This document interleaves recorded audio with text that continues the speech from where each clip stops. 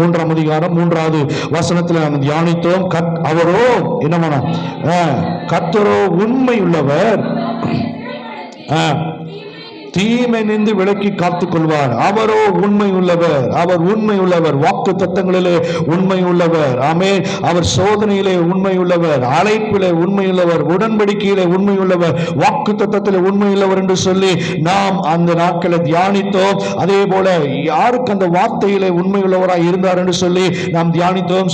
ராகாப் என்கிற ஒரு சகோதரிக்கு சொன்ன வார்த்தையின்படி ஆண்டவர் அவளை பாதுகாத்தார், தப்புவித்தார், விடுவித்தார், மீட்டார். அவள் சந்ததியிலிருந்து அங்கே யூதாவின் ராஜசிங்கமாகிய இயேசுவானவர் உதயமானார். இதை நாம் தியானித்தோம். இந்த நாளிலும் கர்த்தர் நமக்காய் வைத்திருக்கிற காரியம், அதனுடைய பின்பகுதி தீமை நின்று விலக்கி என்ன பண்ணுவாரா, காத்துக் கொள்கிறவராய் இருக்கிறார். தீமை நின்று விலக்கி காத்துக் கொள்வர். பல தீமைகள் அதற்கு ஆதாரமாக யோவானுக்கு எழுதின சுவிசேஷ புஸ்தகம், யோவானுக்கு எழுதின சுவிசேஷம் 17ஆம் அதிகாரம், யோவான் 17ஆம் அதிகாரம் 15வது வசனம், யோவான் 17:15 153வது பக்கத்தில் இருக்கிறது. வேண்டிக் கொள்ளாமல் வேண்டிக் கொள்கிறேன். இங்கே இயேசுவானவர் பிதாவை நோக்கி விண்ணப்பம் பண்ணுகிற ஒரு விண்ணப்பத்தின் ஒரு அதிகாரமாய் இது காணப்படுகிறது. என்னவென்னா, பிதாவே, நீரும் நானும் ஒன்றாய் இருக்கிறது போல நீர் எனக்கு கொடுத்த பிள்ளைகளும், அதாவது பிள்ளைகளும் நீங்கள் நானும், அந்த உலகத்தினுடைய ஜனங்களும் ஒன்றாய் இருக்க வேண்டும். எப்படி நீங்கள் நானும் ஐக்கியமாய் இருக்கிறோமோ அதே போல ஒவ்வொருவரும் ஐக்கியமாய் இருக்க வேண்டும் என்று சொல்லி இந்த அதிகாரம் முழுவதும் பார்த்தீங்கன்னா பிதாவோடு அவர் பரிந்து பேசுகிற ஒரு ஜெபமாக இந்த அதிகாரம் காணப்படுகிறது. அது முக்கியமா இங்க சொல்லப்படும் பொழுது 15வது வசனம், நீர் அவர்களை உலகத்திலிருந்து எடுத்துக் கொள்ளாதபடி நான் வேண்டிக் கொள்ளாமல் நீ அவர்களை என்ன பண்ணுமா, தீமை நின்று காக்கும்படி என்ன பண்ணுகிறா, வேண்டிக் கொள்கிற. அப்போ தீமை எல்லா பக்கமும் நிறைந்திருக்கிறது, பொல்லாங்கு நிறைந்திருக்கிற உலகத்துல தான் இருக்கிறோம். தீமை செய்கிறவர்கள் மத்தியில் தான் நீங்கள் நானும் இருக்கிறோம். அக்கிரமங்கள் நிறைந்திருக்கிற ஒரு சூழ்நிலை நீங்கள் நானும் இருக்கிறோம். அப்போ தீங்கு எல்லா பக்கம் வரும், தீங்கு எல்லா பக்கம் அங்கே உதயமாகும். தீங்கினுடைய காரியத்தில் தான் நாம இருக்கிறோம். ஆனாலும் இயேசுவானவர் பிதாவிடத்தில் வேண்டிக் கொள்ளும் பொழுது, நீர் எனக்காக ஏற்படுத்தின ஜனங்கள், நீ என்னால் தேர்ந்தெடுக்கப்பட்ட இந்த ஜனங்கள், என்னுடைய ரட்சிப்பை அறிந்து கொண்ட ஜனங்கள், என்னுடைய ரத்தத்தையும் என்னுடைய சரீரத்தையும் அங்கே பானம் பண்ணுகிற ஜனங்கள், என்னுடைய உடன்படிக்கையை நினைவு கூறுகிற ஜனங்கள் ஒருபோதும் தீமைக்கு அவர்கள் சிக்கிக் கொள்ளாதபடிக்கு, தீமையிலே அவர்கள் அழிந்து போகாதபடிக்கு, தீக்கினை அவர்கள் வேதனைப்படுத்தாதபடிக்கு நீ பிதாவே அவர்களை காத்துக் கொள்வீராக என்று சொல்லி உங்களுக்காக எனக்காக பேசிக் கொண்டிருக்கிறார். ஆமென். பல தீங்குகள் வருகிறது, பல பொல்லாப்புகள் நம்மளை ஏற்படுத்துகிறது. பார்த்தீங்கன்னா சில வீடியோஸ்லாம் நம்ம பார்க்க முடியும். அந்த ஃபிராக்ஷன் ஆஃப் செகண்ட்ல பார்த்தீங்கன்னா ஒரு பெரிய ஆபத்திலிருந்து தப்பி வைத்திருப்பார்கள். நீங்க பார்த்துருப்பீங்க.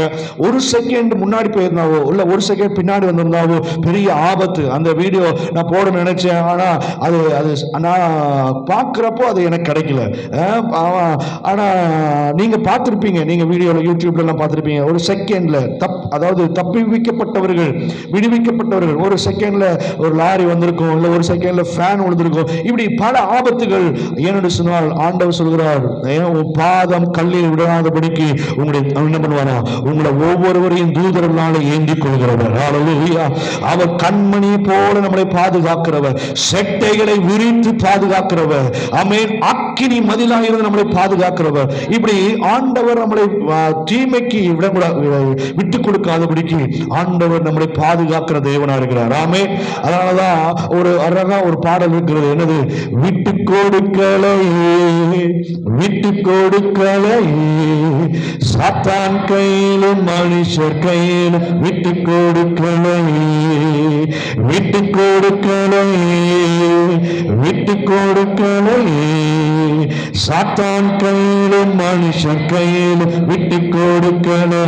கொஞ்சம் கூட நினைச்சு பார்க்கல என்ன தேடி வந்தீங்க, இந்த மனுஷன் உதவல நீங்க வந்து நின்னீங்க.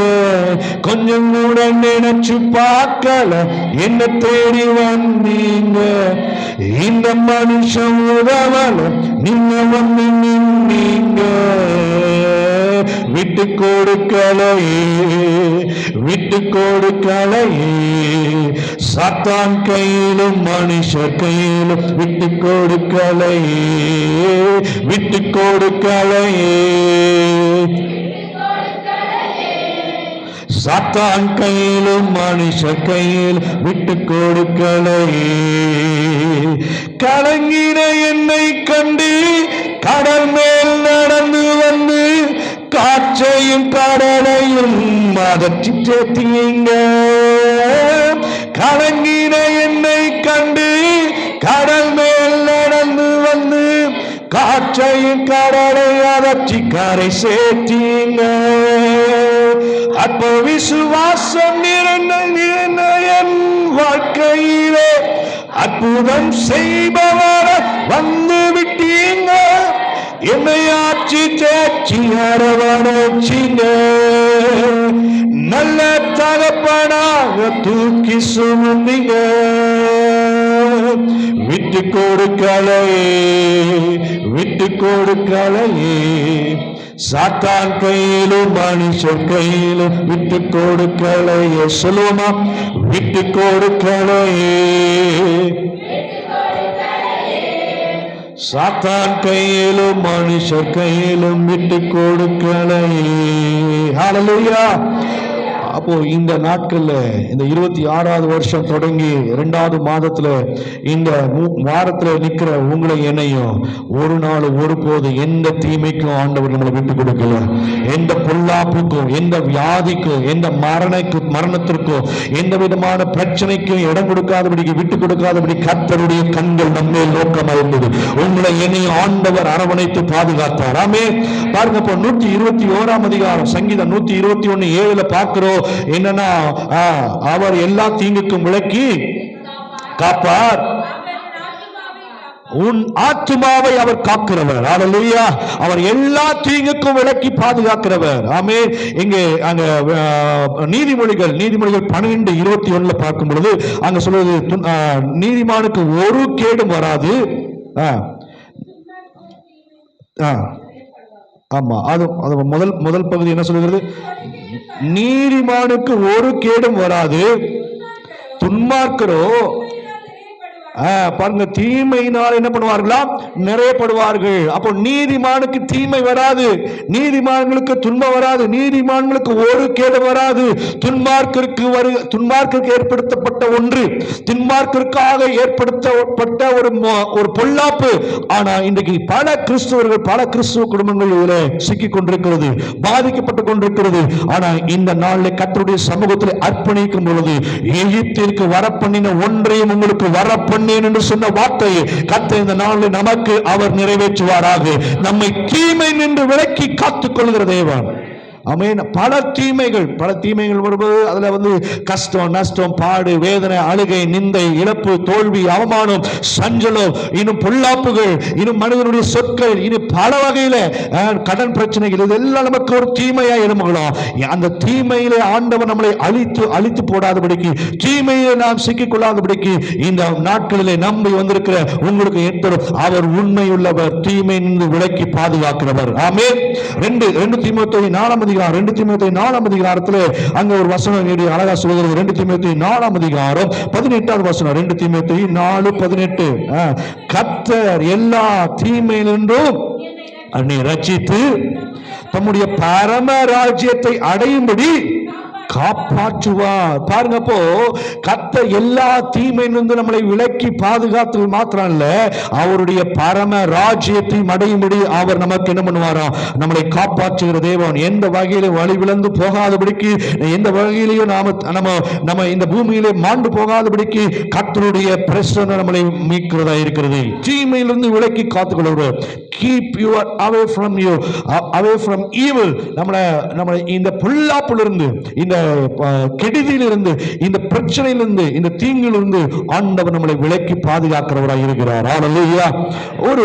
ஒரு கேரக்டர் மாத்திரம் இன்னைக்கு நம்ம பார்ப்போம். போன வாரத்தில் நம்ம பார்த்தோம், அவர் உண்மையுள்ளவர், வாக்கு தத்தங்களை உண்மையுள்ளவர், அவருடைய வார்த்தை உண்மையுள்ளது என்று சொல்லி நாம் தியானித்தோம். இந்த நாட்களிலும் அவர் தீமையிலிருந்து விலக்கி பாதுகாக்கிற என்கிற வார்த்தையை வைத்து நாம் ஒரு காரியத்தை நாம் தியானிக்க இருக்கிறோம். லூக்கா எழுதின சுவிசேஷம் 4 அதிகாரத்திலே அங்கு அங்க ஒரு ஒரு ஒரு கேரக்டரை குறித்து நாம் பார்க்க இருக்கிறோம். லூக்கா எழுதின சுவிசேஷம் 4ஆம் அதிகாரம் 26வது வசனம். லூக்கா 4:26.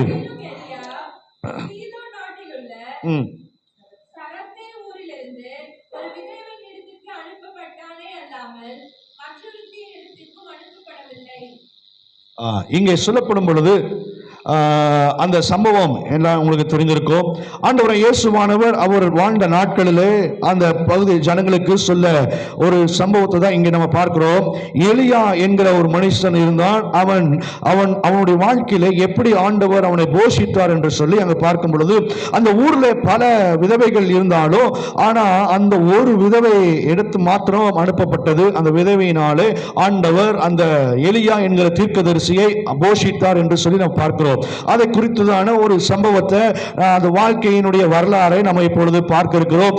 அதை பார்த்து விட்டது அதுக்கப்புறம் நாம் செய்திக்கு பின்பதாக நாம் கடந்து போகலாம். கர்த்தர் நிச்சயமாக இந்த நாளிலே உங்களையும் அப்படிப்பட்ட நன்மையினாலே அவர் நிரப்புகிற தெய்வமாக இருக்கிறார்.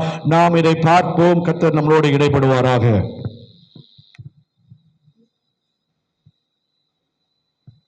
சாரிபாத் விதவை. வேதாகமத்தில் இவள் பெயர் கொடுக்கப்படவில்லை என்றாலும் இவளின் செயல் இன்றளவும் பேசப்பட்டு வருகிறது. யார் அவள்? கிறிஸ்துவுக்குள் பிரியமானவர்கள் அனைவருக்கும் இயேசு கிறிஸ்துவின் இனிதான நாமத்தில் என் அன்பின் வாழ்த்துக்கள். சீதோனுக்கு அடுத்த சாரிபாத் என்ற ஊரில் இவள் வசித்து வந்தாள். எலியாவிற்கு இஸ்ரவேல் தேசம் தங்குவதற்கு பாதுகாப்பான தேசமாய் இல்லாமல் போனது. ஆகவே மற்றொரு பட்டணத்தில் எலியா அடைக்கலம் புகுந்தார். இந்த விதவை எலியாவை சந்திப்பதற்கு முன்பதாகவே எபிரேயர்களின் நம்பிக்கையை குறித்தும் விசுவாசத்தை குறித்தும் அறிந்திருப்பாள் என்று நினைக்கிறேன். ஒரு ஜாதியை சேர்ந்த மகள் இவளுக்கு ஒரு குழந்தை இருந்தது. இவள் ஒரு விதவை. தன் கணவன் விட்டு சென்ற மிக எளிமையான வீட்டில் குடியிருந்தாள். அவளுடைய அடிப்படை தேவைகளுக்கான உணவை சேகரித்து அதன் மூலம் அவளால் வாழ முடிந்தது. மிக பயங்கரமான வறட்சியின் சூழ்நிலை வந்தபோது அவருடைய வாழ்வாதாரம் மிகவும் மோசமானது. அடுத்த வேளை உணவுக்காக காத்திருக்கிற சூழ்நிலை உண்டானது. பட்டணத்தின் ஒளிமுக வாசலுக்கு எலியா வந்த போது இவள் விறகு பொறுக்கிக் கொண்டிருந்தாள். அவளுக்கு தன் வாழ்க்கையில் ஒரு பெரிய அதிசயம் நடக்க போகிறது என்று அறியாமல் விறகை பொறுக்கிக் கொண்டிருந்தாள். எலியா அவளை பார்த்து கூப்பிட்டு, நான் குடிப்பதற்கு ஒரு பாத்திரத்தில் தண்ணீர் கொண்டு வா என்றான்.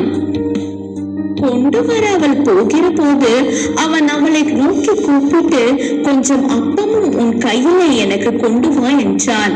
அதற்கு அவள், பானையில் ஒரு பிடி மாவும் கலையத்தில் கொஞ்சம் எண்ணெயுமே அல்லாமல் என்னிடத்தில் ஒரு அடையும் இல்லை என்று உன்னுடைய தேவனாகிய கர்த்தருடைய ஜீவனை கொண்டு சொல்லுகிறேன், இதோ நானும் என் குமாரனும் சாப்பிட்டு செத்து போக அதை எனக்கும் அவனுக்கும் ஆயத்தப்படுத்துகிறதற்கு 2 விறகு பொறுக்குகிறேன் என்றாள்.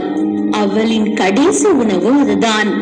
அதற்கு பின்பு பட்டினியால் மறித்து விடுவோம் என்றே முடிவு செய்திருந்தாள். எலியா அவளை பார்த்து, பயப்படாதே, நீ போய் உன் வார்த்தையின்படி ஆயத்தப்படுத்து. ஆனாலும் முதல் அதிலே எனக்கு ஒரு சிறிய அடையை பண்ணி என்னிடத்தில் கொண்டு வா. பின்பு உனக்கும் உன் குமாரனுக்கும் பண்ணலாம். கர்த்தர் தேசத்தின் மேல் மழையை கட்டளையிடும் நாள் மட்டும் பானையின் மா செலவழிந்து போவதும் இல்லை, கலசத்தின் எண்ணெய் குறைந்து போவதும் இல்லை என்று இஸ்ரவேலின் தேவனாகிய கர்த்தர் சொல்லுகிறார் என்றான். அவள் போய் எலியாவின் சொற்படி செய்தாள். அவளும் இவனும் அவள் வீட்டாரும் அநேக நாள் சாப்பிட்டார்கள். கர்த்தர் எலியாவை கொண்டு சொன்ன வார்த்தையின்படியே பானையிலே மா செலவழிந்து போகவும் இல்லை, கலசத்தின் எண்ணெய் குறைந்து போகவும் இல்லை. இவள் எதிர்பார்க்காத நேரத்தில் எதிர்பாராத ஒருவரின் மூலமாக இவள் வாழ்க்கையில் அற்புதம் நிகழ்ந்தது. நம் வாழ்க்கையில் மரணத்தின் விளிம்பில் நாம் நிற்கும் பொழுது, இது எல்லாம் முடிந்தது என்ற முடிவுக்கு வரும் பொழுது, கர்த்தர் அதிசயமாக நம் வாழ்வில் ஒரு வாசலை திறப்பார். தனக்கு இருந்ததையும் பகிர்ந்து கொடுத்த பெண் இவள். அந்நியரை உபசரித்து வரவேற்ற பெண். இவளுடைய நற்குணத்தினாலே இவளின் வாழ்க்கையில் அதிசயம் நடந்தது. ஒரு நாள் இவளின் மகன் வியாதியில் விழுந்தான். அவனுடைய சுவாசம் போகும் மட்டும் அவனுடைய வியாதி அதிகரித்துக் கொண்டே இருந்தது. ஏன் இந்த சூழ்நிலை என்று அறியாமல் மிகுந்த குழப்பம் அடைகிறாள். அவள் இருதயம் மிகவும் வேதனையில் நிறைந்திருந்தது. அப்பொழுது அவள் எலியாவை நோக்கி, தேவனுடைய மனுஷனே, எனக்கும் உமக்கும் என்ன? என் அக்கிரமத்தை நினைக்க பண்ணவும் என் குமாரனை சாக பண்ணவுமா என்னிடத்தில் வந்தீர் என்றாள். அவளின் குழப்பமான மனநிலையிலிருந்து உண்டான கேள்வி இது. எதற்காக இந்த சூழ்நிலை எனக்கு உண்டானது? பாவத்தினாலா அல்லது கர்த்தரின் பரீட்சையா என்று அவளுக்கு புரியவில்லை.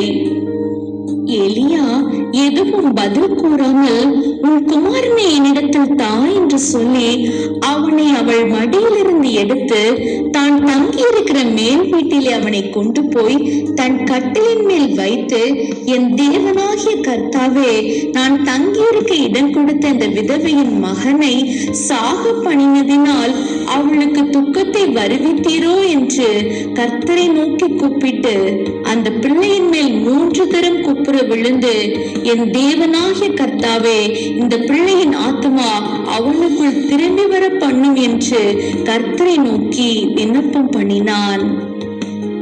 கர்த்தர் எலியாவின் சத்தத்தை கேட்டார். பிள்ளையினுடைய ஆத்மா அவனுக்குள் திரும்பி வந்தது. அவன் பிழைத்தான். அப்பொழுது எலியா பிள்ளையை எடுத்து மேல் வீட்டில் இருந்து அவனை கீழ் வீட்டிற்குள் கொண்டு வந்து அவனை அவன் தாயினிடத்தில் கொடுத்து, பார், உன் பிள்ளை உயிரோடு இருக்கிறான் என்று சொன்னான். அந்த ஸ்திரீ எலியாவை நோக்கி, நீ தேவனுடைய மனுஷன் என்றும் உன்னுடைய வாயிலிருந்து பிறக்கும் கர்த்தரின் வார்த்தை உண்மை என்றும் இதனால் இப்போது அறிந்திருக்கிறேன் என்றாள். இவளின் அன்புக்குரிய நற்செயலினால் வேதாகமத்தில் இவள் கர்த்தரால் நினைவு கூறப்படுகிறாள். லூக்கா 4:25-26 சொல்கிறது, எலியாவின் நாட்களிலே 3 வருஷமும் 6 மாதமும் வானம் அடைப்பட்டு தேசமெங்கும் மிகுந்த பஞ்சம் உண்டாயிருந்தது. இந்த பின்னணி நீங்கள் பார்த்திருப்பீர்கள். இதற்கு குறித்து நான் விளக்கப்படுத்த தேவையில்லை. இந்த சம்பவத்தில் பார்க்கும் பொழுது 1 ராஜாக்கள் 17ஆம் அதிகாரம் 1 ராஜாக்கள் 17ஆம் அதிகாரத்தில் இந்த சம்பவம் வருகிறது. அங்கு எலியாவை போஷிக்கும்படியாக ஆண்டவர் தேர்ந்தெடுத்த ஒரு குடும்பம், இல்லைன்னா ஒரு நபர் என்று சொல்லி பார்க்கும் பொழுது இது ஒரு விதவையின் மூலமாக என்ன அங்கே பரிமாற முடியும், இல்லைன்னா என்ன கவனிக்க முடியும் என்று பல நேரங்களிலே குழப்பம் ஏற்பட்டிருக்கலாம். ஆனால் அந்த ஊரில் பல விதவைகள் இருந்திருக்கலாம், பல குடும்பங்கள் இருந்திருக்கலாம், பல விதமான மேன்மை பணக்காரர்கள் இருந்திருக்கலாம். ஆனால் கர்த்தர் இந்த சாரிபாத் விதவையை ஆண்டவர் ஏன் தெரிந்தெடுக்கணும், ஏன் இங்கே அவளை செலக்ட் பண்ணணும் அப்படின்னா, ஆண்டவர் எல்லாருடைய காலங்களையும் அறிந்திருக்கிறவர், எல்லாருடைய சூழ்நிலையிலும் அறிந்திருக்கிறவர், அவருடைய இருதயங்களை ஆராய்ந்து பார்க்கிறவர். அப்போ ஆண்டவர் இந்த விதவைக்கு வருகிற தீமையிலிருந்து விலக்கி பாதுகாத்து கொள்ள, அவள் அழிக்கப்படுவதற்கு ஏதுவான சூழ்நிலைகள் இருக்கிற பட்சத்திலே அவள் அழிந்து போகக்கூடாது என்பதற்காக கர்த்தர் அந்த விதவையை தெரிந்தெடுத்து தேவ மனிதனை ஆண்டவர் என்ன பண்றாராம், கொண்டு போகிறார். பல ஜனங்கள் இருந்தாலும், பல விதவைகள் இருந்தாலும், ஆனா ஏற்ற குடும்பத்திற்கு நேராக, ஒரு நபருக்கு நேராக ஆண்டவர் வழி நடத்துகிறார். ஏன்னா அவளுடைய ஆத்மா மிகவும் விலையேறப்பெற்றது. அவருடைய குறைவுகளை நிறைவாக்க, அவளுடைய விசுவாசத்தை இன்னும் அதிகப்படுத்த, அவளுக்குன்னு ஒரு தெய்வம் இருக்கிறார் என்பதை அவள் புரிந்து கொள்ள வேண்டும். இதற்காக ஆண்டவர் அந்த ஒரு விதவையை ஆண்டவர் அங்கு தெரிந்தெடுத்து அந்த விதவையின் மூலமாக அங்க செயல்படுத்தக்கூடிய காரியத்தை நம்ம அங்க பார்க்கிறோம். அப்போஸ்தலர் நடபடிகள் 10ஆம் அதிகாரம் 35வது வசனம் இப்படியா சொல்கிறது. அப்போஸ்தலர் 10:35 எந்த ஜனத்தாயிலும் பயந்திருந்து நீதியை செய்கிறவன் எவனோ அவனே அவருக்கு உகந்தவன் என்று நிச்சயமாய் அறிந்திருக்கிறேன். பாருங்க, எந்த ஜனத்தினாயிலும் எந்த ஜாதியிலாயிலும் அவருக்கு பயந்திருந்து நீடிய செய்கிறவன் எவனோ அவனே உத்தமன் என்று ஆண்டவர், அங்கு உகந்தவன் என்று ஆண்டவர் அறிந்திருக்கிறபடினால இந்த சாரிபாத் விதவையை ஆண்டவர் அங்கு தேர்ந்தெடுத்தார். இந்த தேவ மனுஷனை பராமரிக்க முடியாது. இந்த சாரிபாத் விதவை அப்படி என்ன அந்த தேவ மனுஷனுக்கு செய்தார் என்று சொல்லி ஒரு 4 காரியத்தை 5 காரியத்தை மாத்திரம் இதனால பார்த்து ஜெபிக்க இருக்கிறோம். சாரிபாத் விதவை செய்த காரியம் என்னவென்றால், அந்த சம்பவம் நீங்க எல்லாம் உங்களுக்கு அந்த வீடியோவா இல்ல ஆடியோவா நீங்க கேட்டதுனால உங்களுக்கு அந்த கதை உங்களுக்கு ஈஸியா புரியும். அங்க என்னன்னா, கொஞ்சம் விசுவாசத்தை அவள் அறிக்கையிட்டாள். கொஞ்சம் விசுவாசம் என்னன்னா, கானானியருடைய நம்பிக்கை என்னன்னா, கானானியருடைய நம்பிக்கை அவருடைய நகரம் எப்படின்னா, பாகால வணங்குகிற ஒரு நகரம், பாகாலுக்கு முக்கியத்துவம் கொடுக்கிற ஒரு நகரம், பாகாலுடைய அடிமைத்தனத்தில் இருக்கிற நகரம். முந்தின வசனத்துல பாத்தீங்கன்னா, அந்த பாகாலுக்கு ஒரு பெரிய ஒரு கோயிலை கட்டி அங்க பலி செலுத்துகிற ஒரு காரியத்தை பார்க்கிறோம். ஆகவே அங்கே யெகோவா அப்படிங்கிற ஒரு தெய்வத்தை குறித்து அங்க சொல்ல முடியாது. ஏரியா எங்க தீர்க்கதரிசி அங்க போய் அங்க பிரசங்கம் பண்ணும் பொழுதோ இல்ல பல விதமான அற்புத அடையாளங்கள் செய்யும் பொழுதோ எதிராக பின்வருகிற அதிகாரங்களை பார்க்கிறோம். அங்கே பல புல்லாப்புகள் நேரிடுகிறது. இப்போ இந்த சிச்சுவேஷன்ல இந்த விதவை, சாரிபாத் விதவை, பேர் சொல்லப்படல, பேர் என்னன்னு தெரியாது, பேக்ரவுண்ட் என்னன்னு தெரியாது, குலம் கோத்திரம் என்னன்னு தெரியாது. ஆனா ஒரு விதவை, சாரிபாத் ஊரை சொல்லி அங்க இருக்கிற ஒரு விதவை என்று சொல்லி சுட்டிக்காட்டு. இன்னைக்கும் பல நேரங்களில் உங்க ஊர்ல, உங்க கிராமங்கள்ல, உங்களுடைய உற்றார் உறவினர்கள், உங்க நண்பர் வட்டாரத்துல நம்ம பெரிய அளவுல ஃபேமஸ் ஆகாம இருந்திருக்கலாம். ஆனா ஃபேமஸ் ஆகிறதோ ஆகலையோ, அறிமுகம் ஆகிறீங்களோ இல்லையோ, கர்த்தருடைய பார்வையில நீங்கள் விசேஷித்தவர்கள். ஆமே, நீங்க கர்த்தருடைய பார்வையில நீங்க முன்குறிக்கப்பட்டிருக்கிறவர்கள். அவர் உங்கள் ஒவ்வொருவரையும் உள்ளங்கையில வரைந்திருக்கிறார். அதுதான் முக்கியம். அவருடைய பார்வையிலே நாம் பட வேண்டும். அவருடைய உள்ளங்கையில வரையப்பட்டவளா இருக்கணும். இன்றைக்கு கர்த்தர் உங்களை விசேஷமாய் ஆண்டவர் பயன்படுத்த தெரிந்திருக்க அவர் உண்மையுள்ளவராக இருக்கிறார். இந்த விதவை குறித்து பார்க்கும் பொழுது பாத்தீங்கன்னா, அவர் கொஞ்சம் விசுவாசம், இந்த கானானியருடைய ஜனங்கள் மத்தியிலே, அந்த பாகால் வணங்குற அந்த தெய்வ நம்பிக்கையின் மத்தியிலே இவளுக்குள்ள கொஞ்சம் ஒரு விசுவாசம் இருந்தது. என்ன விசுவாசம்? யெகோவா தேவன் என்கிறவர் இருக்கிறார். அவர் இந்த இஸ்ரவேல் ஜனங்களுக்கு பல அற்புத அடையாளங்களை செய்திருக்கிறார். அந்த ராகாப்புக்கும் அப்படிதான் இருந்தது. ராகா பார்த்தீங்கன்னா, இஸ்ரவேல் ஜனங்களுக்கு செய்தவைகளை, எகிப்து தேசத்தில் செய்தவைகளை, செங்கடலில் செய்தவைகளை, யோர்தானில் செய்தவைகளை, அதே போல அவர்களுக்கு எதிரிட்டு வந்த அரசர்களை கொன்று வீழ்த்தியதை இந்த ராகாப் என்கிற ஒரு பெண் அறிந்து அந்த வேவு பார்க்க போன 2 மனுஷன் சாட்சியாய் சொல்லுகிறார், அறிக்கை பண்ணுகிறார். உங்க தெய்வம் பெரிய தெய்வம், எல்லா தேவர்களை பார்க்கலும் உயர்ந்தவர், பெரியவர், வல்லமை உள்ளவர். இந்த ராஜாக்களை எல்லாம் முறியடிக்கவே முடியாது, ஆனா முறியடிச்சிருக்கிறீங்க. செங்கடலை 2ஆய் பிளந்து அது நடுவே நடந்து வந்திருக்கிறீங்க. அதே போல வனாந்தரத்தில் உங்களுக்கு போஷித்த விதம், தண்ணீரை குடித்த விதம் அப்படின்னு அவ அந்த தெய்வத்தினுடைய நம்பிக்கையினுடைய சீசியா இல்லாட்டாலும் அதை அறிஞ்சு அறிக்கை பண்ணியிருக்கிறார். அது நிமித்தமாய் கர்த்தர் அவளுடைய வாழ்க்கையில் ஒரு பெரிய அற்புதம் சொல்ல. அதே போலதான் இந்த விதவை, இவளும் பாகால் வணங்குகிற ஒரு பட்டணத்திலே குடியிருந்தாலும் இவளுக்குள்ளே கொஞ்சமான ஒரு விசுவாசம். இன்றைக்கு அதை தான் பார்க்கிறார் ஆண்டவர்.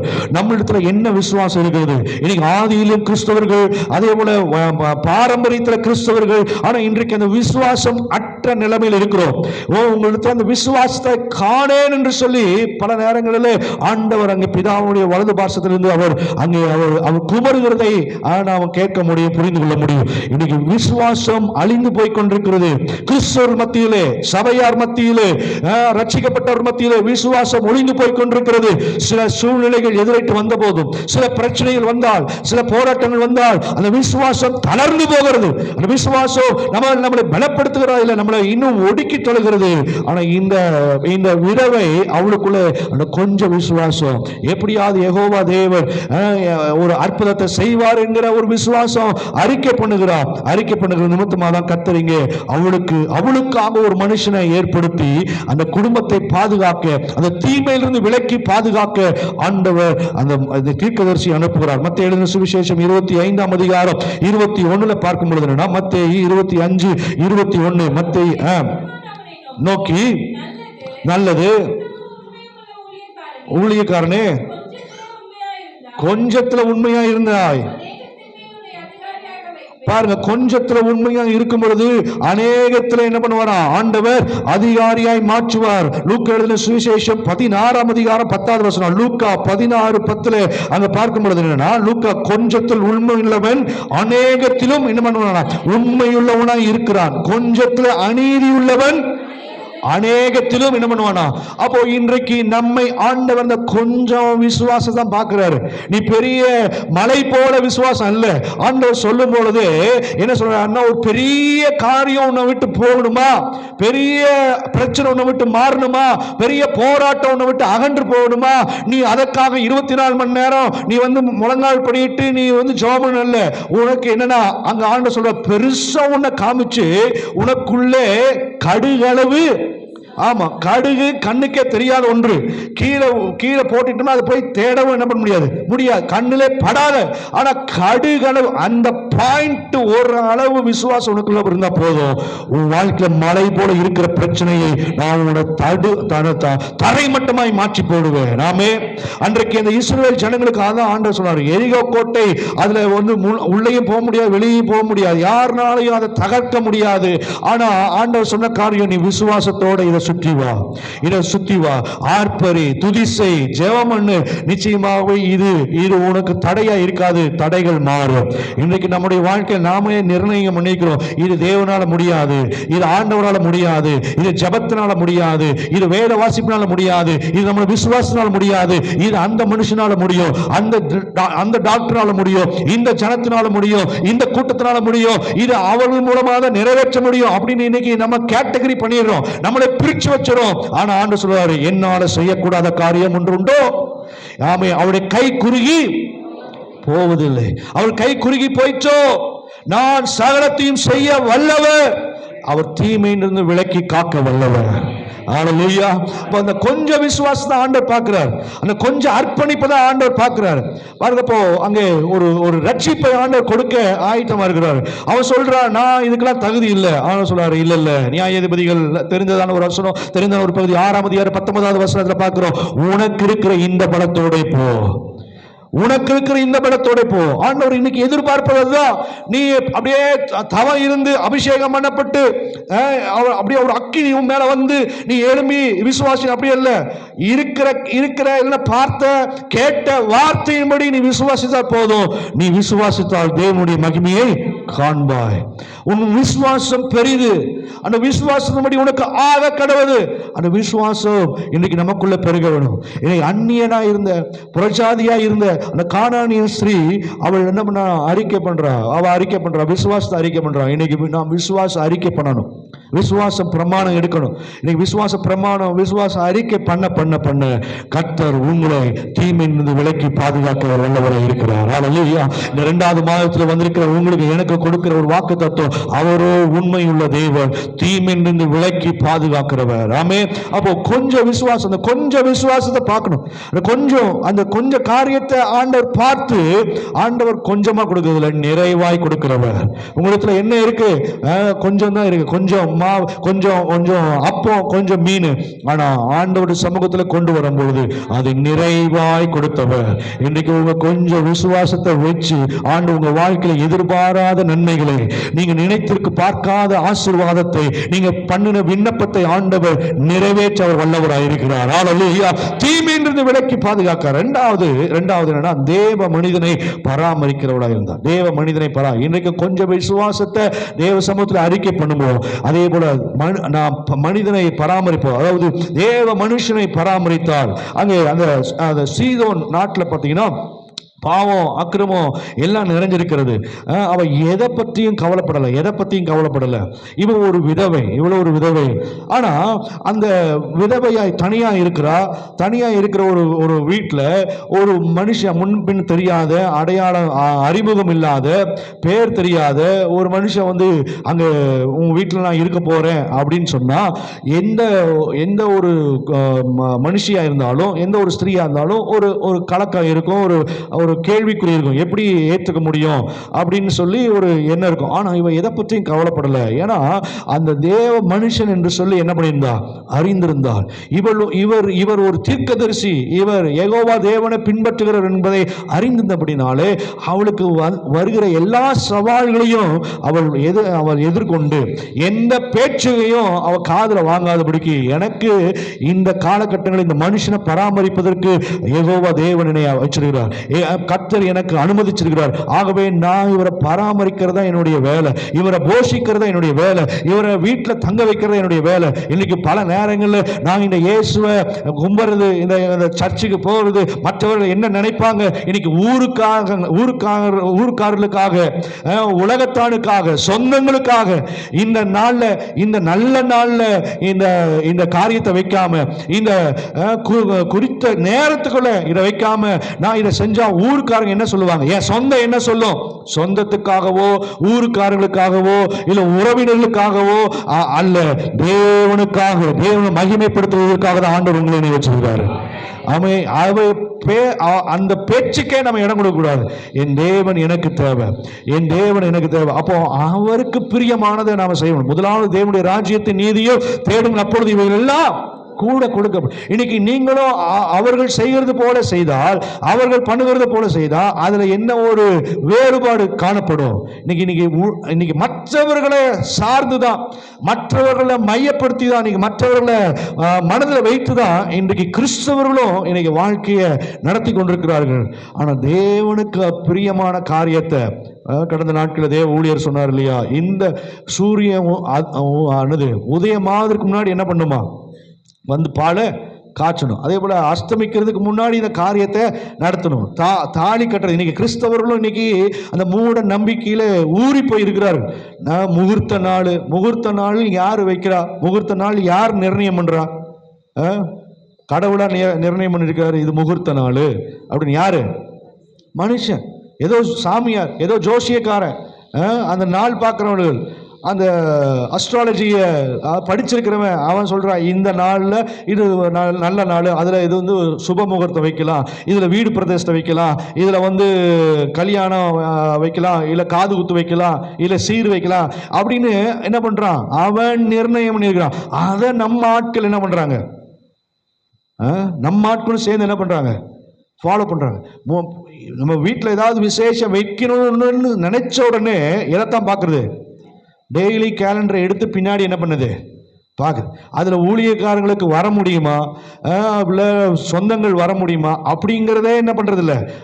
ஆமாம், அவர் வந்தால் என்ன, வரல, நமக்கு 1008 ஊழியக்காரங்க இருக்கிறார். அவர் இந்த நேரத்துக்கு வந்தால் என்ன, வரலைன்னா என்ன, நமக்கு 1008 ஊழியக்காரங்க இருக்கிறாங்க அப்படின்னு இன்னைக்கு நிறைய நேரங்களில் உங்களுக்காக இருக்கிற ஊழியக்காரங்கள்ட்ட நம்ம அர்ப்பணித்து கேட்கணும். பாஸ்டர், இந்த டேட்டில் நீங்கள் ஃப்ரீயாக இருக்கீங்களா? இல்லை, நீங்கள் எந்த டேட்டில் ஃப்ரீயாக இருக்கிறீங்க? இன்னைக்கு நம்ம இன்னைக்கு இருக்கிற சில நிலைகள் இப்படி தான் போய் கொண்டிருக்கு. இதே நல்ல ஃபேமஸாக இருக்கிற ஊழியக்காரங்களாக இருந்தால் அவர்கிட்ட போய் டேட் என்ன பண்ணுவாங்க, ஆமாம், டேட்டை கேட்டு நீங்கள் வந்தால் போதும், என்ன டேட் கொடுக்குறீங்க, அது பார்த்தீங்கன்னா அவர் இந்த டேட்டில் தான் நான் ஃப்ரீயாக இருக்கிறேன், அது பார்த்தீங்கன்னா அது அமாவாசையாக இருக்கும், இல்லைன்னா அது என்னது சனிக்கிழமையாக இருக்கும், அப்புறம் என்னது செவ்வாய்க்கிழமையாக இருக்கும். ஆமாம், நாங்கள்லாம் கல்யாணம் முடிச்சா அப்படி தான், செவ்வாய்க்கிழமை, சனிக்கிழமை, இல்லை நல்லா தான் இருக்கிறோம். ஆமாம், எந்த மாதத்தில் கல்யாணம் பண்ணக்கூடாதுன்னு சொல்கிறாங்களோ அந்த மாதத்தில் நாங்கள் என்ன பண்ணோம், கல்யாணம் பண்ணோம். இன்னைக்கு நல்லா தான் இருக்கிறோம் ஆண்ட கிருபையினால். ஆமாம், இன்றைக்கி நல்ல நாள் பார்த்து, இன்றைக்கி நல்ல நேரம் பார்த்து, நல்ல மனுஷங்க கூப்பிட்டு வச்சு பண்ண கல்யாணம் இன்றைக்கி எப்படியோ போய் கொண்டிருக்குது. ஆனால் இன்றைக்கி நீங்கள் நானும் கர்த்தர் மேலே மாத்திரம் நம்பிக்கை வைக்கணும். இப்போ இந்த இவ வாழ்ந்த வாழ்க்கை பார்த்தீங்கன்னா விதவை, தனிப்பட்ட முறையில் சொசைட்டியில் என்னென்னலாம் பேசியிருப்பாங்க, என்னெல்லாம் சொல்லியிருப்பாங்க, ஆனால் அவளை பற்றி அதை பற்றிலாம் கவலையே இல்லை. நான் தேவ மனுஷனை நான் பராமரிக்கணும், என்னை தேடி வந்திருக்கிற மனுஷனை நான் கவனிக்கணும். நீ கர்த்தர் நம்மளையும் ஆண்டவர் அந்த ஒரு எதிர்பார்ப்பு தான். நெகேமியா 9ஆம் அதிகாரம் பார்த்தீங்கன்னா அங்கே நம்மளை அழகாக பராமரிக்கிறார். 9ஆம் அதிகாரம் 21ஆம் வசனத்தில் இந்த 40 ஆண்டு காலமும் அவர் நம்மளை அற்புதமாய் நடத்தினார். அவர் 40 வருஷமும் ஒன்றும் குறைவுபடாதபடிக்கு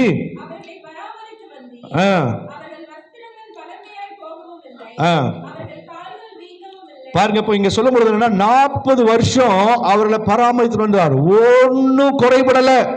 இன்றைக்கும் ஆண்டவர் உங்களை என்னைய ரட்சித்த நாள் முதற்கொண்டு ஒரு குறையில்லாதபடிக்கு ஆண்டவர் நடத்தி கொண்டு வந்திருக்கிறார். ஒரு தீமைக்கு விட்டு கொடுக்காதபடிக்கு அவர் நம்மளை அழகா பராமரித்துட்டு இருக்கிறாரு. ஆகவே அவருக்கு நாம் கோடான கோடி ஸ்தோத்திரங்களை நாம் ஏறெடுக்கணும். ஹல்லேலூயா. ஒரு குறையில்லாதபடிக்கு, ஒரு விதமான இல்லாம இல்லாதபடிக்கு ஆண்டவர் நம்மளை அற்புதமா அதிசயமே நம்மளை நடத்தி வருகிறார். இங்க பார்க்கும் பொழுது என்னன்னா, லூக்கா சுவிசேஷம் 10ஆம் அதிகாரம் 34ஆம் வசனம், நான் சீக்கிரமா கடந்து போகிறேன். அங்கே 3 மனிதர்கள் வருகிறார்கள். ஒருத்தன் காயப்பட்டு இருக்கிறான், ஒருத்தன் குற்றுயிரா இருக்கிறான், பல திருடர்களால் அடிக்கப்பட்டு ரத்த காயத்தோடு இருக்கிறான். 2 பேர் அவனை பார்த்து ஒதுங்கி போறாங்க. 3வது ஒரு மனுஷன் வருகிறான், சமாரிய. அங்க வரும் பொழுது என்ன பண்ணுறான், அவனை பார்த்து காயங்களை எல்லாம் எண்ணெயினால வார்த்து காயங்களை கட்டி தன்னுடைய வாகனத்தின் மேல ஏற்றி பராமரித்தான். பாருங்க, போ ஆண்டவர் இன்னைக்கு நமக்கு ஒரு பாடத்தை கொடுத்தார். இன்றைக்கு வருகிற ஒவ்வொருவரையும் பராமரிக்க, பரிந்து பேச ஆண்டவர் உங்களை இணைய வச்சிருக்கிறார். ஒருவருக்காக ஒருவர் பரிந்து பேச, ஒருவருக்காக ஒருவருடைய வேதனைகளை அறிந்து கொள்ள, ஒருவருடைய துக்கத்தை இன்னொருவர் சுமக்க. அதனாலதான் அங்க சொல்லும் பொழுது என்னன்னா, அங்க புதிய ஏற்பாட்டில் சுவிசேஷத்தில் சொல்லும் பொழுது என்னன்னா, ஒருவருடைய பாரத்தை ஒருவர் என்ன பண்ணுங்களாம், சுமந்து கொள்ளுவோம். ஒருவன் வியாதிப்பட்டால் அவனுக்காக விசேஷமா போய் என்ன பண்ணுங்க, ஜெபம் பண்ணுங்க. இப்போ அவன் கஷ்டப்படுறது நாமும் கஷ்டப்படுவோம், அவன் வேதனைப்படுறது நமக்கும் வேதனை உண்டாக்கணும். அவன் வேதனையா இருந்தா, அவன் கஷ்டத்துல இருந்தா நாம அதுல களி கூறக்கூடாது, அதை என்ஜாய் பண்ணக்கூடாது, அதை ஆர்ப்பரிக்க கூடாது. இன்னைக்கு பல நேரங்களில் இன்னைக்கு அப்படிதான் போய்கொண்டு சபையை எதுக்காக ஆண்டவர் தெரிந்தெடுத்திருக்கிறாருன்னா, ஒருவருடைய பாரத்தை சுமக்கணும், ஒருவருக்காக ஒருவர் பரிந்து பேசணும், பராமரிப்பதற்காக தான். அன்றைக்கு விதவை தாயை அங்க தெரிந்தெடுத்த ஒரு எளியா தீர்க்கதரிசியை பராமரிப்பதற்கு அவள் எப்படி ஏற்றுக்கொண்டாலோ, இன்றைக்கு சபையை கர்த்தர் தெரிந்தெடுக்கிற நோக்கம் அதுதான். நம்மளை ஆண்டவர் நடத்தி வந்த விதம், நம்மளை காத்த விதம், நம்மளை போஷித்த விதம், நம்மளை அற்புத அடையாளங்கள் செய்த விதத்தை பார்க்கிறோம். இந்த மனுஷன் குற்றுயிரா இருக்கிறான். 2 பேர் வெளிவிலகி போறார்கள். ஆனா ஒருவனுக்கு அந்த மனபாரம் வந்து, அவனுக்குள்ளே அந்த தாகம் வந்து அவனுடைய காயத்தை ஆற்றுகிறான். அவன் என்ன பண்ண, தன்னுடைய வாகனத்தின் மேல என்ன பண்ணுகிறானா, ஏற்றுகிறான். கர்த்தர் நம்மளை கொடுக்கிற நன்மைகள் அதுதான், நம்மளை ஆசீர்வதிக்கிற காரியம் அதுதான். மற்றவர்களை பராமரிக்க வேண்டும், மற்றவர்களுக்காக ஜெபிக்க வேண்டும், மற்றவர்களுக்கு ஆதரவா இருக்கணும், மற்றவர்களுக்கு ஆறுதலா இருக்கணும், மற்றவர்கள் மேல அன்பு கூற வேண்டும். கர்த்தர் அதற்காக தான் உங்களை என்னை தெரிந்தெடுத்திருக்கிறார். உங்களை என்னை வேறு குறித்த நோக்கம் அதுதான், மற்றவர்களை நாம் பராமரிக்க வேண்டும். இந்த சம்பவத்தில் நம்ம அதுதான் இருக்கணும். பாருங்க, அவன் போய் என்ன பண்ணான்னா, போய் பராமரித்தான். அவன் போய் சொல்லுகிறான், இவனை பார்த்து கொள்ளுங்கன்னு ஒப்பு கொடுத்துட்டு போறான். இன்றைக்கு கர்த்தர் நமக்கு ஒரு வாய்ப்பை கொடுக்கிறார்.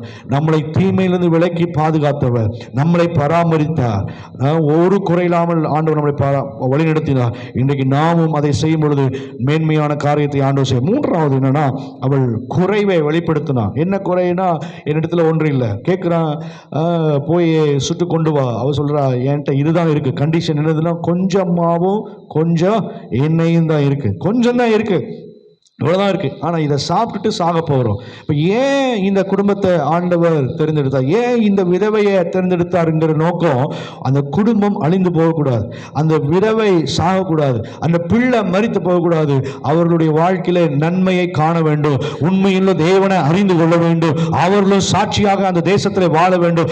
ஏன் இன்றைக்கு ஆண்டவர் உங்களை ரட்சித்தார்? நீங்க அநேகம் பேரா இருக்கிறீங்க அப்படின்னு சொல்லி ஆண்டவர் ரட்சிக்கல. நீங்க பணக்காரரா இருக்கிறீங்க, நீங்க படிச்சவங்களா இருக்கிறீங்க, நீங்க பர்சனாலிட்டியா இருக்கீங்க, நீங்க ரொம்ப உயர்ந்த ஸ்தலத்துல இருக்கிறீங்க அப்படிங்கிறதுக்காக ஆண்டவர் உங்களை என்னை தெரிந்தெடுக்கல. அவருடைய அநாத தீர்மானத்தின் கிருபையின்படியாக உங்களை என்னை ரட்சித்திருக்கிறார். ஹல்லேலூயா. அப்போ இந்த குறைவை அவள் சொல்லுகிறார். குறைவை சொல்ல, என்கிட்ட இதுதான் இருக்கு, இந்த கண்டிஷன் தான். ஆனா அந்த தேசம் எப்படிப்பட்ட ஒரு தேசம் தெரியுமா? எண்ணெய் விளைவிக்க தேசமா. அங்க அது குறைவே, எண்ணெய்க்கு குறைவே இல்லையா, எண்ணெய்க்கு குறைவே இருக்காது, எண்ணெய் விளை தேசம்.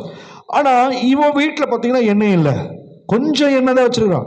அந்த அந்த அப்பம் சுடுறதுக்கு, அந்த தோசை சுடுற அளவுக்கு தான் எண்ணெய் வச்சிருக்கிறான் பாருங்க. அப்போ இன்னைக்கு நமக்கு நல்ல தேசத்தை ஆண்டவர் கொடுத்திருக்கிறார், நல்ல பட்டணத்தை கொடுத்திருக்கிறார். நம்ம உடுமலைப்பேட்டையை போல ஒரு நல்ல இயற்கை வளங்கள் நிறைந்த பட்டணம் எங்கேயும் பார்க்க முடியும். இங்கே வந்தவங்க, இங்கே டிரான்ஸ்ஃபர் வெளி மற்ற மாவட்டத்திலேருந்து வெளி ஊர்லேருந்து வருகிறவர்கள் இங்கேயே இடத்த வாங்கி இங்கேயே செட்டில் ஆகிறாங்க. ஆஃப்டர் ரிட்டையர்மெண்ட்டுக்கு அப்புறம் இங்கேயே என்ன பண்ணிடுறாங்க. அதனால் பார்த்தீங்கன்னா போடிப்பட்டி சைட்லாம் லேண்டே கிடையாது. நல்ல இயற்கை வளங்கள், இயற்கை நல்ல நல்ல ருசியுள்ள தண்ணீர், இப்படி இயற்கை வளங்கள் நல்ல பட்டணத்தை கொடுத்துருக்கிறார். ஆனால் நம்ம பேசுறது எல்லாம் கடந்த நாட்களில் சொன்னாங்க இல்லையா, இது வனாந்திரம், இது என்னது, இது வாழ்வாதாரக்கு சரியில்லை. இன்னைக்கு நம்ம சொல்லுகிறது நம்ம அந்த குறைகளை நம்ம சொல்லிக் கொண்டிருக்கிறோம். குறைகளை சொல்றீங்க. இந்த பெண்ணுடைய வாய் அதாவது வாழ்க்கையில் நடந்த காரியம் என்னன்னா, அந்த தேசம் நல்ல தேசம், எண்ணெய் விளமிக்க தேசம். ஆனால் இவளுடைய வீட்டிலையோ எண்ணெய் இல்லை.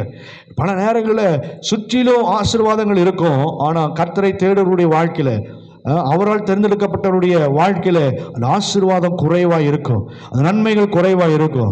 பக்கத்துல நல்லா செழிப்பா இருப்பாங்க, அவங்களாம் நல்ல ஆசீர்வாதமா இருப்பாங்க. ஆனா ரட்சிக்கப்பட்ட ஜனங்களுடைய வாழ்க்கையில பார்த்தீங்கன்னா ஏதோ ஒன்றுக்கா ஏங்கி கொண்டு ஏதோ ஒன்றை இழந்தது போல இருக்கலாம். கர்த்தர் இந்த நாள் உங்களை தேடி தான் வந்திருக்கிறார். அந்த தீமையிலிருந்து விலக்கி பாதுகாக்கிறவர், உங்க குறைவை நிறைவாக்க அவர் வல்லவராக இருக்கிறார். ஆமே. அன்றைக்கு அந்த ஸ்திரீனுடைய வாழ்க்கையில, குடும்பத்திலே அந்த தேசம் ஆசீர்வதிக்கப்பட்டதா இருந்தாலும் அவ வீட்டில் அந்த குறைவு இருந்தது, என்ன இல்லாத இருந்தது.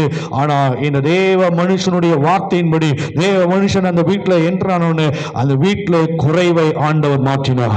இன்றைக்கு இந்த ஆராதனைக்கு வந்திருக்கிற உங்க வாழ்க்கையிலையும், கர்த்தரை தேடி வந்திருக்கிற உங்க வாழ்க்கையிலையும், அது எப்பேற்பட்ட குறையா இருந்தாலும், எப்பேற்பட்ட ஒரு லாக்னஸா இருந்தாலும், அதை நிறைவாய் நடத்த அவர் போதுமானவராய் இருக்கிறார். என் ஜனங்கள் நான் அளிக்கும் நன்மையினாலே திருப்தியாவார்கள். நிறைவை ஆண்டவர் தர அவர் போதுமானவர். குறைவை நிறைவாய் மாற்றுகிறார். உபாகமம் 33ஆம் அதிகாரத்தில் அங்க பார்க்கிறோம். உபாகமம் 33 அது அது அது அது வளமிக்க தேசத்துக்கான ஒரு அடையாளம். ஏசாயா தீர்க்கதரிசன புத்தகம் 19ஆம் அதிகாரம், ஏசாயா 19 அதிகாரம் 5வது வசனத்திலிருந்து பார்க்கும் பொழுது என்னன்னா, அந்த பட்டணம் எப்படிப்பட்ட ஒரு பட்டணமா இருக்குது. ஏசாயா 19:5 குறைந்து திருப்பி விடுவார்கள், வெற்றி போம்,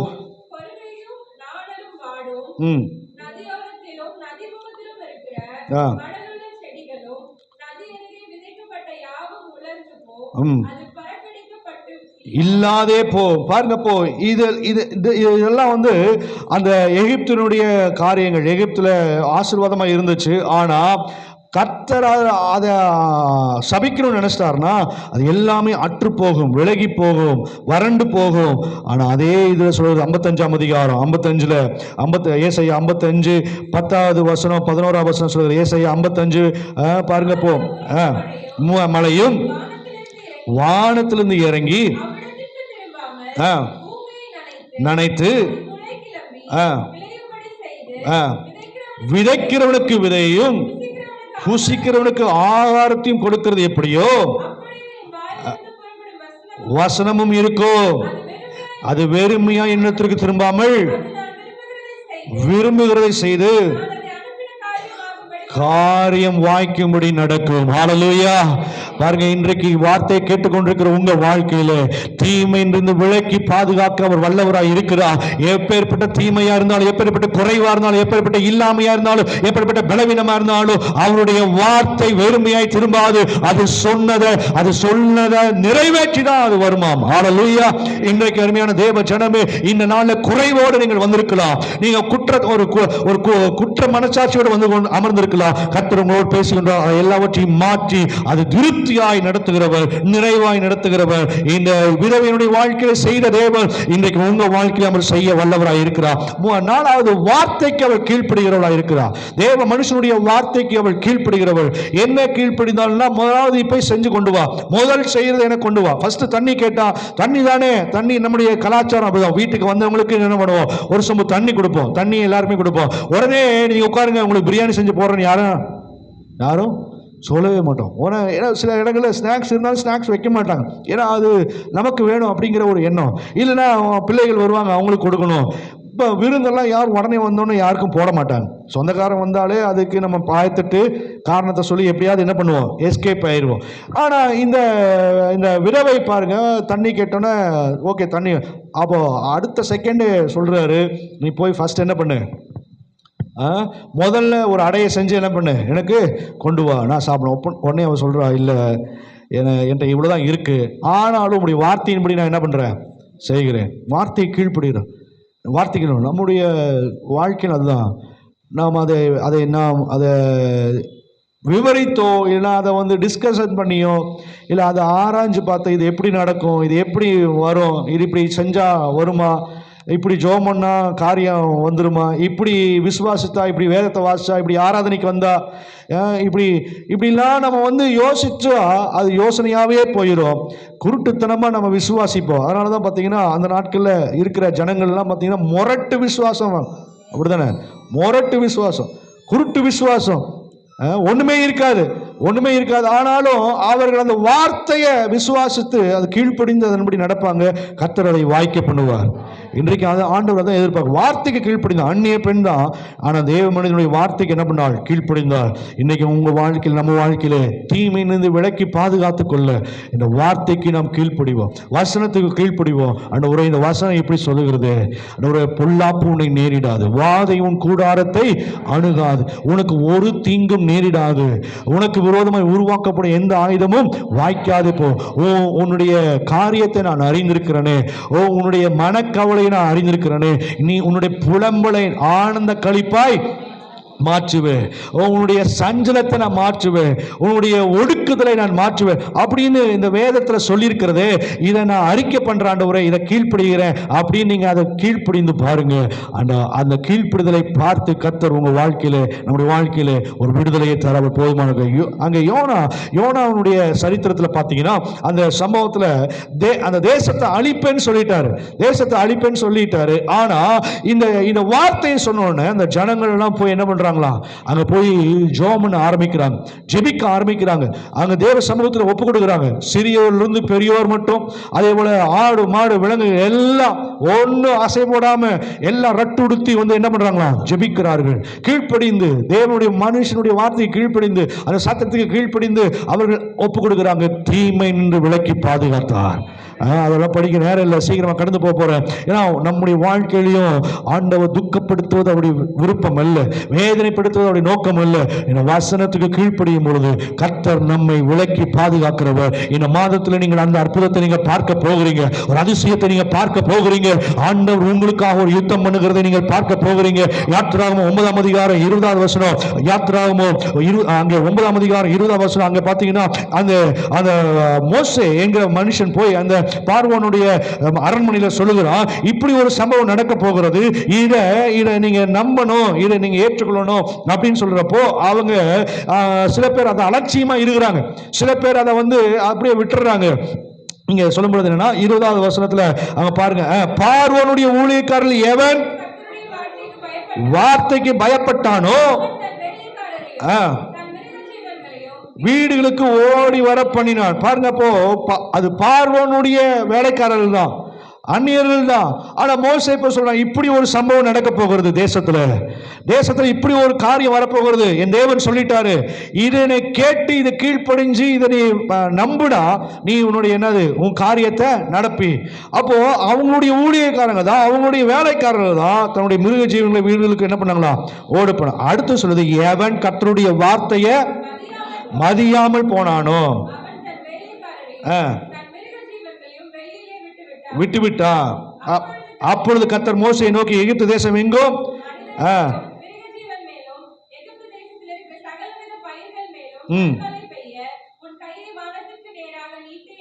பாருங்க. நடந்த சம்பவம் பார்த்தீங்கன்னா கண்மலையோட கலந்த அக்கினியும் மிகவும் கொடிதா இருந்தது. எகிப்து தேசம் என்ன பண்ணுச்சா, குடியேற்றப்பட்ட நாள் முதல் அதில் அப்படி ஒரு சம்பவம் நடந்ததே இல்லை. எகிப்து தேசம் எங்கும் மனிதரை மிருக ஜீவங்களையும் வெளியில் இருந்த எவைகளும் அவைகள் எல்லாவற்றையும் அந்த கண்மலை என்ன பண்ணுச்சா, அழித்து போட்டது. அங்க சொல்லுங்க, இஸ்ரவேல் புத்திரர்கள் இருந்த கோசே நாட்டிலே மாத்திரம் கண்மலை இல்லாதது. கர்த்தருடைய வார்த்தையை கேட்டவங்களுடைய வாழ்க்கையிலே அந்த பொல்லாப்பு நடக்காமல் பாதுகாத்தார். இன்றைக்கும் சபைக்குள்ள வருகிறோம், ஆராதனையில கலந்து கொள்கிறோம், வார்த்தையை கேட்கிறோம். ஆனா அந்த வார்த்தையின்படி கேட்கிறவர்கள், கீழ்ப்படுகிறவர்கள், நடக்கிறவருடைய வாழ்க்கையில அது அப்படியே நடக்கும். ஆமென். நாம ரட்சிக்கப்பட்டிருக்கலாம், நம்ம விசுவாசியா இருக்கலாம், நீங்க காணிக்க தசமம் கொடுக்கலாம், நீங்க கர்த்தருடைய பந்தியில நீங்க பங்கு பெறலாம். ஆனா கீழ்ப்படியாமல் இருந்தா, அந்த வார்த்தைக்கு செவி சாய்க்காமல் இருந்தா, இந்த வசனத்தின்படி நடக்காமல் இருந்தா, ஒரு நாளோ நன்மையோ ஆசீர்வாதத்தையோ சுகத்தையோ இன்னும் மேன்மையோ பெற்றுக்கொள்ளவே முடியாது. கிறிஸ்துவ பேரை வச்சிருந்தா இது நன்மை வரும், அதெல்லாம் இல்லை. இந்த வார்த்தைய பாருங்க, இவன் பார்வோனுடைய வேலைக்காரர்கள் தான், அந்த எதிராய் இருக்கிற ஜனம்தான். ஆனா மோசே சொன்ன அந்த கர்த்தருடைய வார்த்தையை அங்க சொல்லும் பொழுது இதை கேட்டு கீழ்ப்படிந்து, அந்த அந்நியராய் இருந்தாலும் கீழ்ப்படிந்ததுனால அவர்கள் காக்கப்பட்டார்கள். ஆனா இதை கீழ்ப்படியாமல் இருந்த ஜனங்களோ பாதிக்கப்பட்டார்கள். இன்றைக்கும் சபையே நாம கிறிஸ்துவனா இருந்தாலும் விசுவாசியா இருந்தாலும் இந்த சத்தத்திற்கு கீழ்ப்படுகிற ஒவ்வொருவரையும் கர்த்தர் கண்ணோக்கி பார்ப்பார். அல்லேலூயா. நீதிமான்கள் மேல் அவருடைய கண்கள் நோக்கமாக இருக்கும். இன்றைக்கு நாம் அவருடைய பார்வையில் நீதிமானா இருக்கும் பொழுது கர்த்தர் எல்லா தீங்கிலிருந்தும் எல்லா தீமையிலிருந்தும் அவர் விலக்கி பாதுகாக்கிறவராக இருக்கிறார். அவருடைய வார்த்தைக்கு கீழ்ப்படிவோம். கடைசியா சுயநலம் இல்லாமல்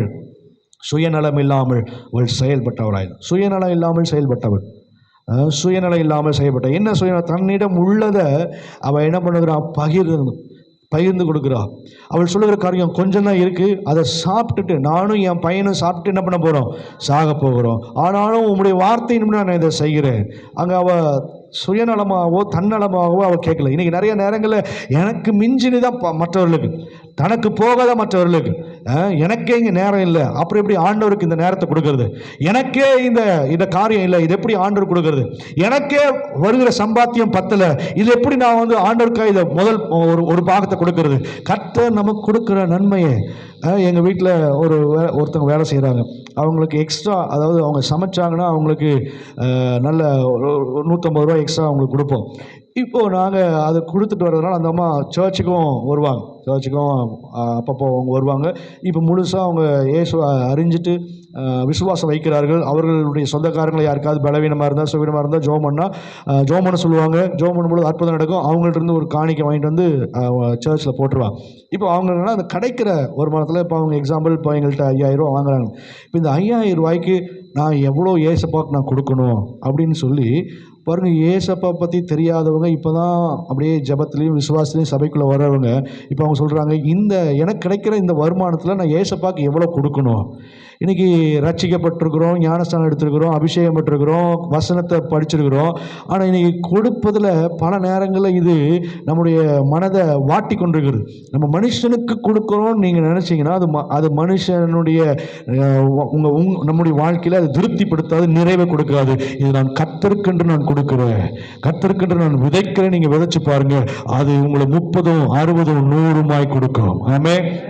அதை நீங்கள் பிசினைத்தனம் பண்ணி அதை நீங்கள் கசக்கி புழிஞ்சு வெறுப்போடு நீங்கள் தயவுசெய்து அதை என்ன சொல்ல, அதை நான் பல பேர் தசமாகவும் கொடுக்கறதில்ல, பொருத்தனை காணிக்க கொடுக்கறதில்ல. நீ ஏன் கொடுக்கறதில்லன்னு அவங்க என்ன பண்ணுறதில்ல, நான் கேட்கறது இல்லை. சத்தியம் சொல்லுகிறோம், வார்த்தையை சொல்லுகிறோம், அதன்படி கேட்டு நடந்தால் அவங்களுக்கு ஒரு நன்மை, அதன்படி கேட்டு நடக்கும் பொழுது ஒரு ஆசீர்வாதம், அதன்படி நீ கேட்டு நடக்கும் பொழுது ஒரு மேன்மை ஆண்டவர் அதை தருகிறார். இந்த ஒரு பெண் விதவை, அவன் சொல்றா, தன்னிடத்தில் இருந்ததை தியாகம் பண்ணுகிறாள். அவள் தியாகம் பண்றா, அர்ப்பணிக்கிறா. சில இடங்கள் எல்லாம் பார்த்தீங்கன்னா எங்கேயோ ஒரு இடத்துல நம்முடைய சபையில் நடந்தது, நான் பேர் சொல்ல விரும்பலை, அவங்களும் பேர் சொல்ல வேணான்ட்டாங்க. போன மாதத்தில் கொடுக்க முடியல, அந்த போன மாதம் கொடுக்க முடியல அப்படிங்கிறதுக்காக இந்த மாதத்தில் அந்த மாதத்துக்கு உண்டான காரியத்தை தசமாத்த மாத்திரம் கொடுக்கல, போன மாதத்தை விடுபட்டதை என்ன பண்ணாங்களாம், அதுக்கு பேர் என்ன சொல்லுவாங்க, அந்த உலக பிரகாரமாக வரும்பொழுது என்ன சொல்லுவாங்க, அது அரியஸ். எப்படின்னா விடுபட்டதை சேர்த்தி கொடுக்கறது தான் என்னது, அரியஸ். ஆனால் ஆண்டவருக்கு கொடுக்கறதுல பார்த்தீங்கன்னா, அப்பாடா இந்த மாதம் நம்ம கொடுக்கலையே, அப்பா இது எப்படியோ தப்பிச்சிட்டோம், அப்படி இல்லை.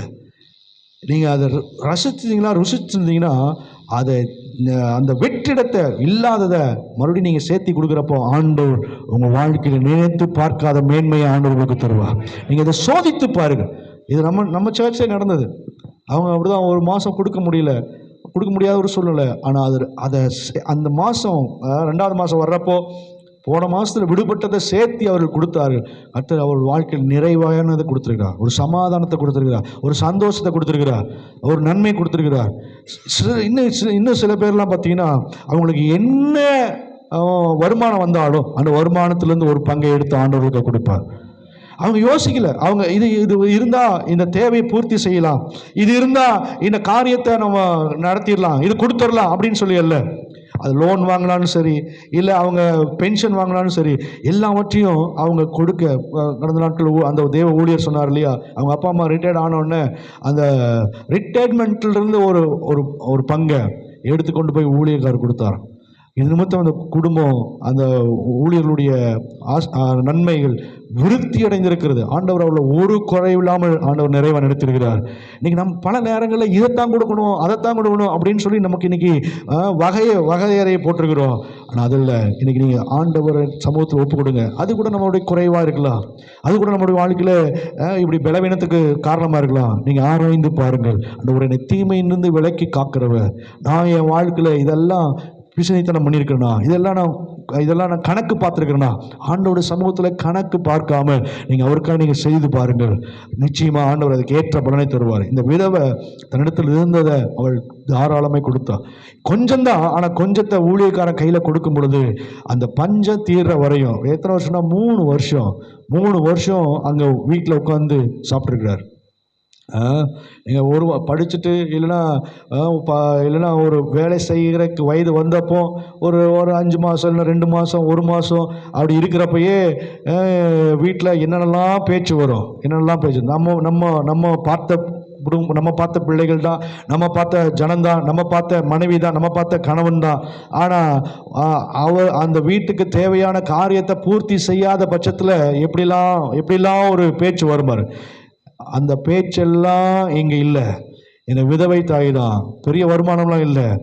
ஆனால் அந்த பிள்ளை அந்த விதவை சொல்கிறான், நான் இந்த ஊழியக்காரரை நான் காப்பாற்றுவேன், பராமரிப்பேன், நான் இவளை போஷிப்பேன். 3 வருஷம் ஒரு தங்கு தடை இல்லாதபடிக்கு போஷிக்கா. ஏன்னா அந்த குறைவை ஆண்டவர் நிறைவாய் மாற்றினார். தேவ ஊழியர் மூலம் அங்கே சென்றதுனால பஞ்சம் தீர்கிற வரையும் அந்த வீட்டில் மாவு எண்ணெய் என்ன பண்ணலையா, குறைந்து போகவே இல்லை. இன்றைக்கும் தியாகமாய் அர்ப்பணித்து பாருங்க. நீங்கள் இருக்கிறதுல உங்களுக்கு அது தேவையை பூர்த்தி செய்யும் தான். ஆனாலும் கர்த்தருக்கு நீங்கள் கொடுத்து பாருங்க. அந்த கொடுக்கிறது நிமித்தமாய் ஆண்டவர் உங்களுக்கு எதிர்பாராத விதத்திலிருந்து ஒரு நன்மையை கொடுக்க அவர் போதுமானவராக இருக்கிறார். இது வசனத்தினால தான் சொல்கிறேன், இது என் வார்த்தையினால சொல்லலை, அனுபவிச்சனால தான் சொல்கிறேன். என் வாழ்க்கையில் அதை அனுபவிச்சு தான் இருக்கிறேன். ஆண்டவர் கொடுக்குற விஷயத்தில் ஒரு நாளும் அதை என்னை யாரும் தடுக்கவே முடியாது. அது எந்த வகையிலையும் எவ்வளோ வந்தாலும் சரி, அதை முதல்ல எடுத்து வச்சிடுது. அது எவ்வளோ ரூபா வந்தாலும் சரி, 10 ரூபா வந்தாலும் அதில் 1 ரூபா எடுத்து, 100 ரூபா வந்தாலும் அதை எடுத்து வச்சுட்டு தான் மற்ற வேலையை அதை செய்யும். அதில் தொடவும், அதில் ஆண்டவருக்குரியது. தெய்வ ஊழியங்களை நடத்த, ஊழியக்காரங்களுக்கு அது கனம் பண்ண, ஸ்தாபனத்துக்கு கொடுக்க ஆண்டவர் என் கையை திடப்படுத்தியிருக்கிறார். இன்றைக்கி உங்கள் வாழ்க்கையில் அதில் அரியர்ஸ் இருந்துச்சுன்னா, இன்றைக்கி படிக்கிற பிள்ளைகளுக்கு தெரியும், அந்த அரியர்ஸ் இருந்துச்சுன்னா என்னது, எது கொடுக்க மாட்டாங்க, சர்டிஃபிகேட் கொடுக்க மாட்டேன். அரியர்ஸ் இருந்துச்சுன்னா பட்டம் கிடைக்காது. அரியர்ஸ் இருந்துச்சுன்னா அந்த குடும்பங்களில் பணம் இருந்துச்சுன்னா என்னது, என்ன சொல்ல வந்தீங்களே, கிராஜுவேஷன் கிடைக்காது. இன்னைக்கு தேவ சமூகத்தில் தேவனுக்கு செய்ய வேண்டிய காரியங்களில் எத்தனையோ அரியர்ஸ் இருக்குது.